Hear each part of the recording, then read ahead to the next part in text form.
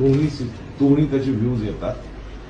त्या front view मध्ये आपण गाडीवर चलान करणार आहोत. पहिले अनाऊन्स करणार 3दा, नाही कुणी आलं तर खाली उतरणार अंमलदार, त्याच्यावर चलान करणार. चलान त्यावेळी जर ती व्यक्ती आली, चलान जनरेट झालेलं नाही, तर तात्काळ आपण ती गाडी त्या ठिकाणी त्याला हलवायला देणार. कारण आपला हेतू त्याला चलान करणं नसून त्या ठिकाणी ती गाडी काढून घेणं आणि रस्ता मोकळा करून देणं इतर वाहनांसाठी आहे.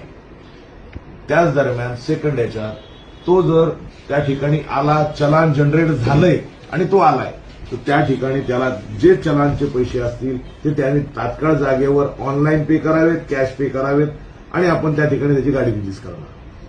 किंवा त्यांनी त्याचं लायसन्स इम्पाऊंड करावं, लायसन्स द्यावं, आणि सर मी माझी गाडी मला सोडा, आपण लायसन्स इम्पाऊंड करूनही गाडी सोडतो.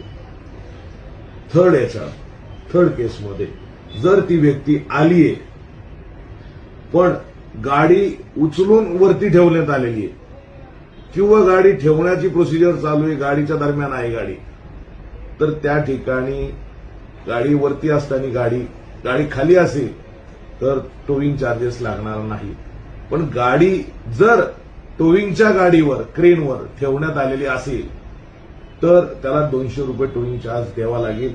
जर ती 4 व्हीलर असेल, तिला क्लॅम्प म्हणजे जॅक लावून उचललेली असेल तर त्याला त्या जॅकचे पैसे किंवा टोविंगचे पैसे ते काय 300-400 रुपये असतील ते त्याला द्यावा लागेल. प्लस आपला जो नो पार्किंगचा चार्ज आहे.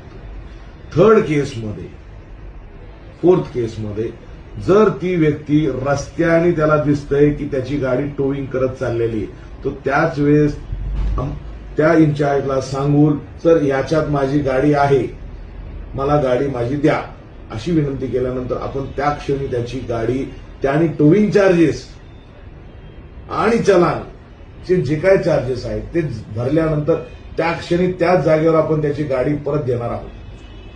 आपला हेतू परत एकदा किंवा मोटिव्ह कोणत्याही गाडीवर चलान करणं किंवा पेनलाइज करणं हा नसून आपला हेतू आहे की इतर वाहनांसाठी जे रस्त्यावर फिरण्यासाठी, चालण्यासाठी, त्यांच्या कामासाठी येतात त्यांना येण्या जाण्यासाठी आपल्याला वाहतूक व्यवस्था सुरळीत ठेवण्यासाठी रस्ता आपल्याला रिकामा ठेवायचा आहे.